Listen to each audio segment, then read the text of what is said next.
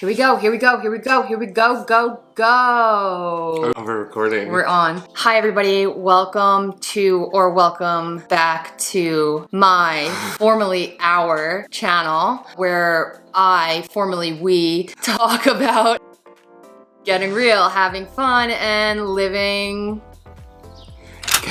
California sober. Apparently.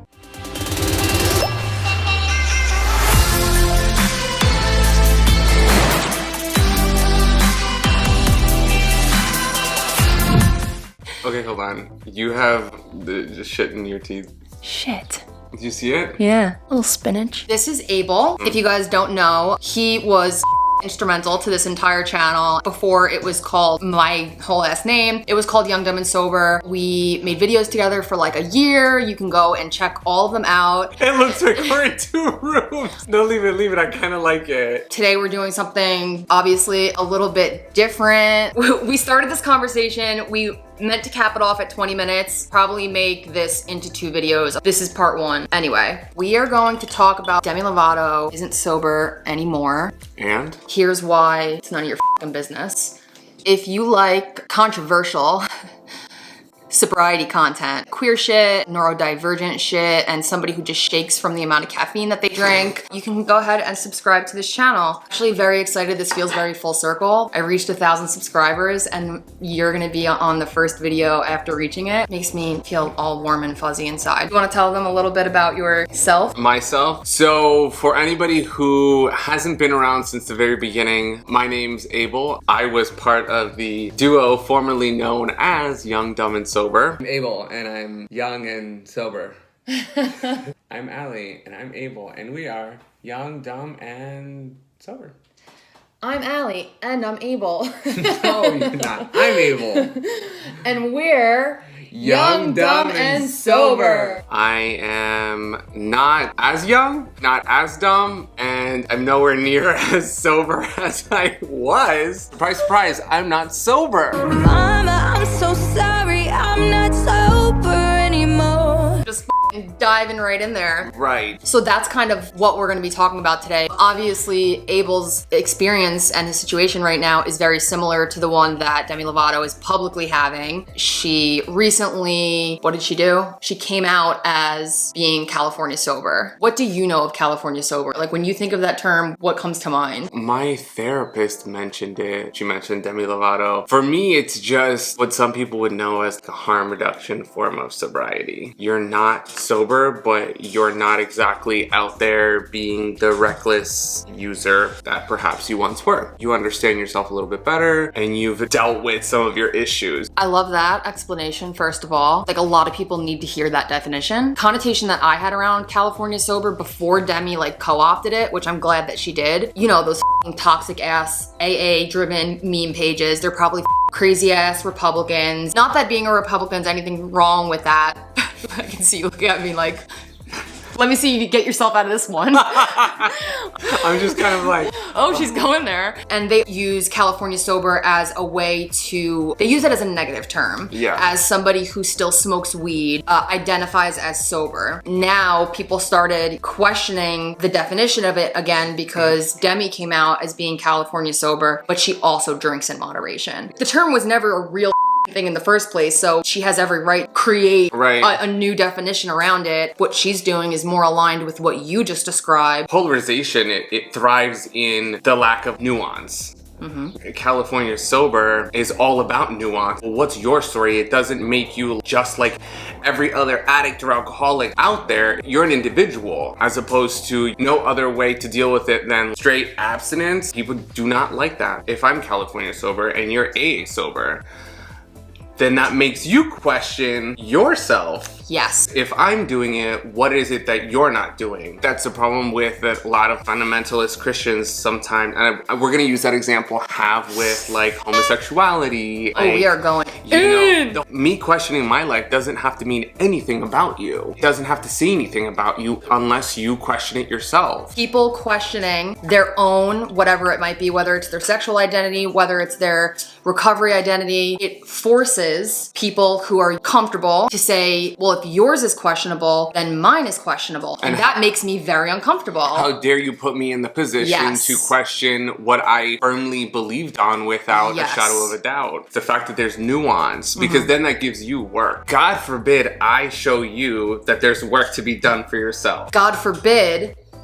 somebody else's experience is so different than mine that it has the capacity to completely crumble everything that I believe. When anybody reacts to something that's like different from their own experience with such a visceral reaction, that's fear. Irony of AA and 12-step always being like more faith, less fear, trying to drive out ego, drive out fear, and their reactions to sobriety that doesn't look like theirs, or quite honestly, sobriety that isn't abstinence, is completely based in fear. Only thing keeping people in 12 steps program sober is the fear that if they pick up again, they can't stop. At the end of the day, they say it themselves, this is a selfish program. They're doing it because they're afraid they're gonna pick up. Don't trust themselves to be able to moderate. And some people can't. I totally will stand by that. If you're constantly living in fear of something, you're not gonna be finding a solution for where's that fear really rooted and how can I get rid of that fear? Yeah. And it's not the reasoning why I do things like being, part of a program. That's not freedom, at all. Even my parents, I had this conversation with them today. I was already on one. So as soon as they saw Abel, my mom was like, Allie's a bitch today. Abel's like, just today? Started talking about the Demi thing, and my mom immediately starts like shaking her head, and I'm like, I'm gonna have to get into it. My dad is like, she's delusional. And I'm like, Mommy? Yeah, she is. And he's like, no, Demi. And I'm like, oh, wow, okay. Yeah. Father was in AA for a little while. He had 3 DUIs. But guess what?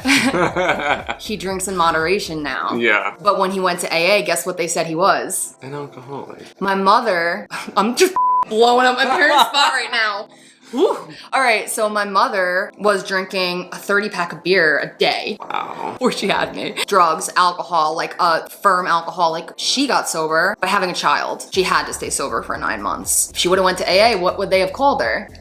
An alcoholic. But because neither of them took that path, they eventually came to a place where they were able to moderate their drinking. Maybe because they never got into the setting where there was a group full of people in this making you call yourself this alcoholic. And they say they once the seed is planted. Right. I mean, this idea gets put in your head that this is who you are and this is what you will be for the rest of your life. To this day, I'm still trying to get away from it. It's a trauma. I genuinely believe that it's a trauma. It is. I grew up in a group that, exhibited cult-like behavior. Religion. I'm not gonna get too specific. At them. Drop the tag. I grew up evangelical. Form of Catholicism? No, it's Protestant. They protested Catholicism.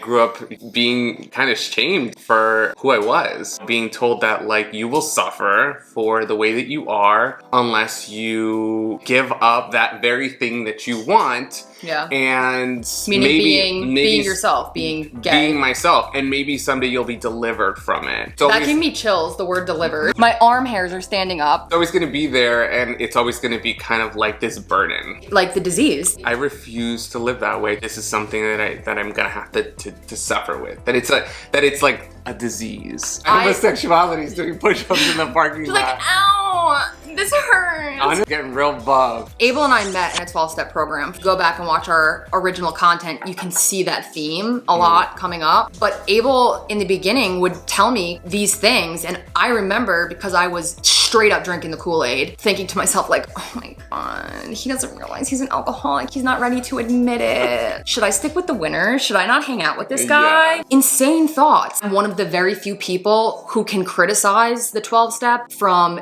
a very inner experience. Like, I had service positions. I was in the LGBTQ plus community, had sponsees. I had many sponsors. I was brainwashed. I couldn't even be open enough to listen to the things that Abel was saying that he's saying to me now, and makes complete sense. With Demi's thing, if this happened 3 years ago, I would probably be reacting the same way that a lot of other people are reacting. Right. Oh, she doesn't know. Wow, she's deceiving herself. How dare she, talk about this? This is not true. It's like, why does anybody think that they know someone better than they know themselves?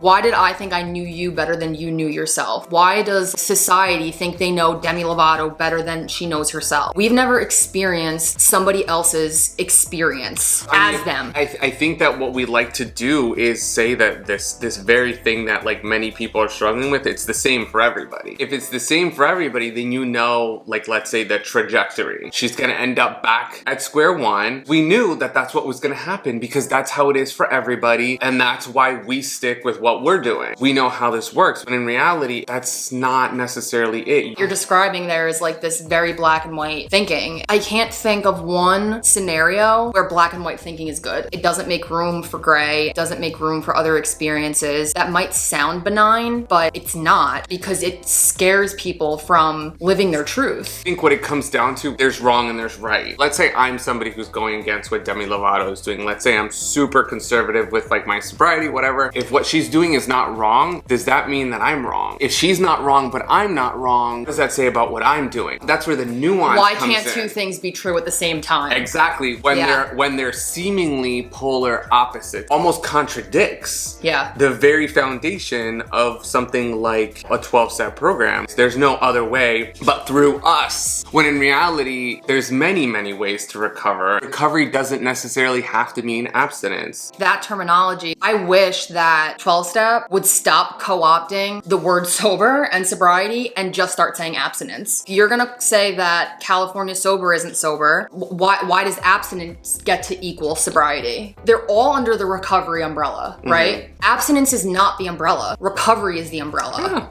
Yeah. Why do so many people just immediately assume that the best way and the only way is that? Just to like end this part one, can you tell us a little bit about what has not being sober been like for you? Just as terrible as sobriety. Are you drinking addictively? No. But you used to. I wasn't drinking addictively. I mean, I was a binge drinker. For me, it's just been about seeing my alcoholism as a symptom. Would you say that was a spiritual malady? No, I don't think it's a spiritual malady. No. My spirit knows what the hell it needs. That the spirit knows what it needs to really thrive. Experience like my current consciousness in the way that it's meant to. Ability to really just experience life as it is. Yeah. Without needing to, think about that bottle. There's a bottle of alcohol down there. It's not Allie's. It's not. The one above it is mine because that's zero proof.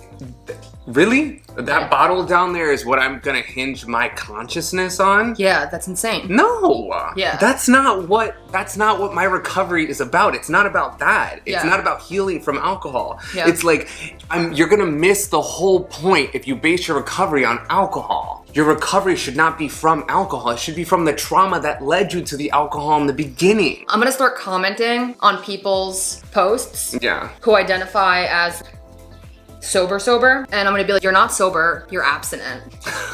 Your attitude is it's not very sober-like. Where's your emotional sobriety, bitch? Which is, you're still a dick? Oh great, you're a dick without alcohol. So stay tuned for part 2. We're gonna continue this conversation, the Demi thing in particular, also ask a few questions. I need more coffee.